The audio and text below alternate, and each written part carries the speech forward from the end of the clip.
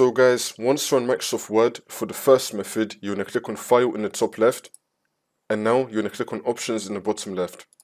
And then once you're on this, you're going to click on Trust Center.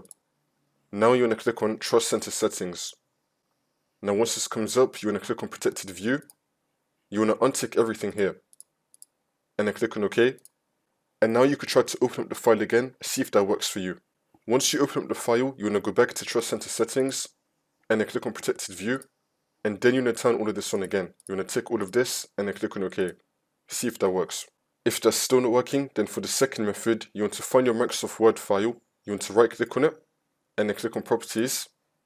Make sure that you have Read Only unticked, Hidden unticked, and if it says for you right here Security, Unblock, you want to tick Unblock.